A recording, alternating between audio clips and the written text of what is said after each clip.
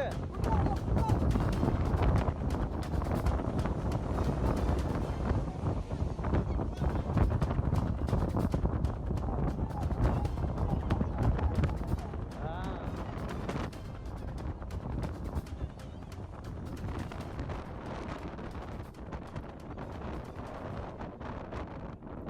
ராமநாதபுரம் தனுஷ்கோடி மீன்பிடி துறைமுகத்திலிருந்து 3 மீனவர்கள் கடலுக்கு சென்ற நாட்டு படகு கவிழ்ந்து விபத்து ஏற்பட்டுள்ளது. நடுக்கடலில் உயிருக்கு போராடிய 3 மீனவர்களை கடலோர காவல் குழும போலீசார் மீட்டுள்ளனர்.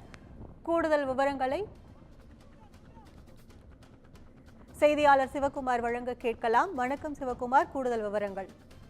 அது ராமநாதபுரத்தை அடுத்து உள்ள தனுஷ்கோடி மீன்பிடி கிராமம் அப்படிங்கிறது மீனவர்களால் நினைக்கப்பட்டது. ஏற்கனவே கிட்டத்தட்ட 1000க்கும் மேற்பட்ட படகுகள், கட்டுமர படகுகள் உள்ளிட்டவைகள் மூலம் மீன்பிடி தொழில் இங்க செஞ்சுட்டு வராங்க.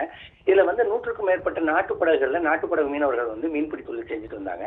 இந்நிலையில வங்கக்கடலில் ஏற்பட்டிருக்கிற குறைந்த காற்றழுத்த தாழ்வு நிலை காரணமா கடல் சற்று கொந்தளிப்போடு தற்போது காணப்பட்டு வருகிறது. இந்நிலையில ஒரு நாட்டு படகுல 3 மீனவர்கள் மீன் பிடிப்பதற்காக கடலுக்குள்ள போன போது கடல் சீற்றம் காரணமாக மீனவர்கள் சென்ற நாட்டு படகு தலைகீழாக நடுக்கடலில் கவிழ்ந்து விபத்துக்குள்ளாயிருக்குது.